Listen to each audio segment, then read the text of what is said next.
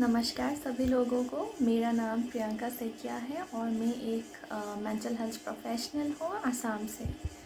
और आज जो वीडियो मैं बनाने जा रही हूँ वो स्लीप हाइजीन टेक्निक्स के ऊपर है। क्या होता है कि बहुत लोग ये प्रॉब्लम लेकर आते हैं कि उनको नींद में थोड़ा सा प्रॉब्लम हो रहा है, दिक्कत हो रहा है। तो इसीलिए आज का वीडियो मैंने बनाया है। हमारी नींद आने का जो कुछ टेक्निक्स है, तरीका है, वो अगर हम डे टू डे लाइफ में यूज़ करते हैं तो उसका बेनिफिट्स हो सकता है हमारे नींद आने में। तो चलिए आज का वीडियो स्टार्ट करते हैं। तो पॉइंट नंबर 1 में मैं बताना चाहती हूँ कि हमारा जो सोने का एक जो रूटीन होता है, तो हमको वो रूटीन को मेंटेन करना चाहिए। ठीक है। जैसे कि सपोज़ अगर आप 10 बजे को सो रहे हो रोज़, तो हमें रोज़ 10 बजे ही सोना चाहिए। या फिर कभी प्रॉब्लम हो सकता है तो आपको 9:30 या 10:30 11 उसके आसपास में ही आपको सोना चाहिए। बार बार हमको रोज़ रोज़ ये चेंज नहीं करना चाहिए कि आज हम 9 बजे सो रहे हैं, कल 12 बजे को सो रहे हैं, परसों हम 2-3 बजे को सो रहे हैं। ऐसा नहीं करना चाहिए। ऐसा करने से हमारा जो स्लीप साइकिल होता है ना, तो स्लीप साइकिल में हमारा प्रॉब्लम हो जाता है। वो स्लीप साइकिल भी हमारे स्लीप के साथ एडजस्ट नहीं कर पाता है। और सेकंड नंबर जो पॉइंट है उस पे मैं डिस्कस करना चाहती हूँ कि जैसे भी कोई कैफ़ीनेटेड ड्रिंक्स हो, फॉर एग्ज़ाम्पल कॉफ़ी हो सकता है, चाय हो सकता है, कोल्ड ड्रिंक हो सकता है या फिर चॉकलेट हो सकता है। तो सोने से पहले हमको ये ऐसा कैफ़ीनेटेड ड्रिंक्स हमेशा अवॉइड करना चाहिए। फॉर एग्ज़ाम्पल अगर आप 10 बजे सोते हो रोज़, तो उसके पहले 4-5 घंटे के पहले हमको ऐसे कैफ़ीनेटेड ड्रिंक्स ले लेना चाहिए, उसके बाद में नहीं लेना चाहिए। इससे हमारे स्लीप में प्रॉब्लम हो सकता है। कैफ़ीनेटेड ड्रिंक्स के साथ साथ ही मैं यहाँ पे अल्कोहल के बारे में बात करना चाहती हूँ। अल्कोहल जो कि शराब हम बोलते हैं हिंदी में। तो बहुत लोगों का ये मानना है कि उनको शराब पीने से उनका नींद बहुत अच्छा हो जाता है, बट ये एक रॉन्ग कंसेप्शन है। ठीक है। ये बहुत ही एक गलत विचार है लोगों का। क्या होता है, शराब पीने से अगर हमको नींद आ जाता है तो वो अनहेल्दी कोपिंग स्टाइल है। ठीक है। तो वो हेल्दी वे नहीं होता है। तो इसीलिए हमें हमेशा अपने शरीर को अगर ठीक रखना है तो हमको हेल्दी वेज ढूंढना पड़ेगा। ये अनहेल्दी वेज बहुत गलत है। तो आप लोग ट्राई कीजिए कि सोने से 4-5 घंटे पहले आप लोग शराब ले लीजिए अगर आपको लेना है थोड़ा सा, तो जो कि अच्छा नहीं है हेल्थ के लिए। उसके बाद ना लीजिए कि इससे भी हमारा स्लीप में प्रॉब्लम होता है। भी नेक्स्ट पॉइंट में मैं कहना चाहती हूँ कि अपने बेड को एक ही चीज़ के लिए इस्तेमाल कीजिए। जैसे आपका बेड सिर्फ सोने के लिए है तो उसको सोने के लिए ही इस्तेमाल कीजिए। ठीक है। क्योंकि अगर आप उसी बेड पे बहुत लोग क्या करते हैं कि उसी बेड पे खाते भी है, पीते भी है, फिर उसी बेड पे पढ़ाई भी करते हैं और बहुत सारी एक्टिविटीज़ कर लेते हैं वो लोग। तो इसके क्या होता है, इस दौरान हमारे जो बेड के साथ एक कनेक्शन होता है कि बेड को भी समझ में आना चाहिए कि बेड सिर्फ सोने के लिए यूज़ होता है। तो वो कनेक्शन हमारा छूट जाता है इस प्रोसेस में। तो इसलिए ट्राई कीजिए कि सिर्फ सोने के लिए ही बेड इस्तेमाल करें। अभी मैं नेक्स्ट पॉइंट में डिस्कस करने वाली हूँ कि आफ्टरनून को जितना हो सके नहीं सोना चाहिए। बहुत लोगों का ऐसा है कि आफ्टरनून को, दोपहर को वो लोग सोते हैं अच्छे से 2-3 घंटा, और फिर रात को उन लोगों को नींद में प्रॉब्लम होता है, नींद नहीं आते हैं, बोलते हैं हमको तो नींद ही नहीं आता है, हम बहुत देर से सोते हैं, 2-3 बजे हमको नींद आता है या फिर 4-5 बजे। तो क्या होता है कि दोपहर हम अगर सो लेते हैं तो हमारा जो दिन भर का एक थकान होता है तो वो दोपहर को आधा चला जाता है। तो इसीलिए रात को हमें नींद आने में प्रॉब्लम होती है।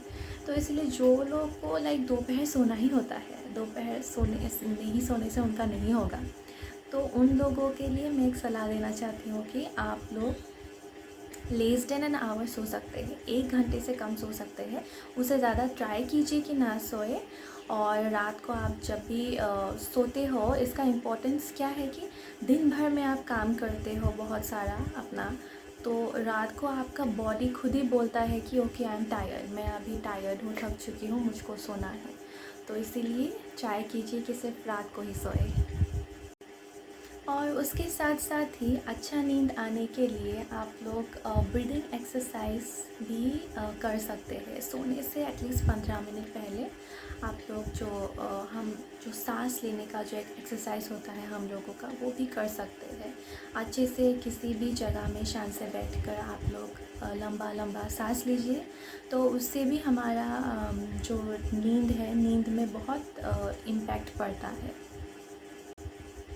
हमारा नेक्स्ट पॉइंट है नींद और नहाना। ठीक है, तो सोने से पहले आप लोग ऐसा भी कर सकते हैं कि 1-2 घंटे पहले थोड़ा सा गर्म पानी से आप लोग नहा सकते हैं। तो क्या होता है कि गर्म पानी से हम जब नहाते हैं, हमारा जो बॉडी टेम्परेचर है वो बढ़ जाता है, और उसके कारण हमारा नींद जो है वो बहुत अच्छा होता है और अच्छे से नींद आता है हमको। बहुत सारी स्टडीज़ में ऐसा पाया गया है कि जो लोग का बॉडी टेम्परेचर कम होता है उनको नींद में बहुत तकलीफ़ होता है। मेरा नेक्स्ट पॉइंट है नो क्लॉक वॉचिंग।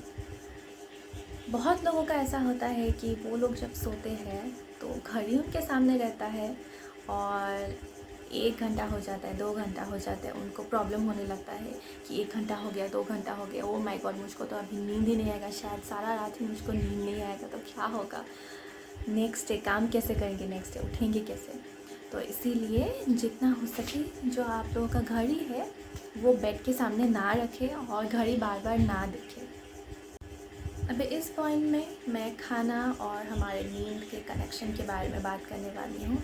जी हाँ दोस्तों, खाना जो है शायद हमको पता है कि मॉर्निंग का जो ब्रेकफास्ट होता है वो हमको एक किंग की तरह करना चाहिए, राइट। बहुत सारा लेना चाहिए, हमको अच्छे से खाना चाहिए।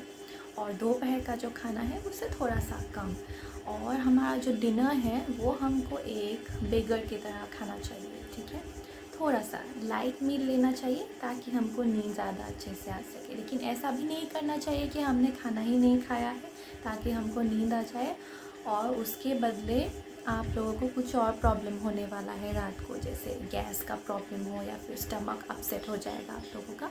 तो इसलिए हल्का सा खाना लीजिए, खाना खा के फिर आप लोग सो सकते हैं। और नेक्स्ट पॉइंट में मैं बात करना चाहती हूँ कि हमारा जो बेडरूम है, बेडरूम हम लोगों का इतना नॉइज़ी नहीं होना चाहिए, ज़्यादा शोर शराबा नहीं होना चाहिए, उसमें थोड़ा सा शांत सा एनवायरनमेंट में हो तो हमको नींद भी अच्छे से आता है। क्योंकि कुछ लोगों का बहुत प्रॉब्लम होता है कि थोड़ा सा भी आवाज़ उनको सुनाई देता है तो उनका नींद टूट जाता है। तो इसीलिए ट्राई कीजिए कि थोड़ा सा शांत एनवायरनमेंट में हम लोगों का बेडरूम रखें।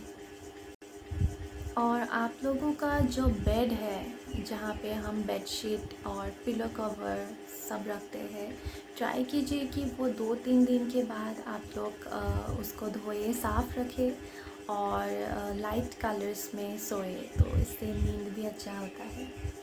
और लास्ट पॉइंट में मैं बोलना चाहूँगी कि जितना हो सके आपका जो फ़ोन है, सेल फ़ोन को अपने से दूर रखिए। जब भी आप लोग सोते हो थोड़ा सा डिस्टेंस में रखिए, जैसे आपका साइड में अगर कोई टेबल हो, स्टूल हो, वहाँ पे आप लोग रख सकते हैं। और सोने से पहले टीवी भी ना देखें, क्योंकि उससे भी हमारे नींद में बुरा असर पड़ता है।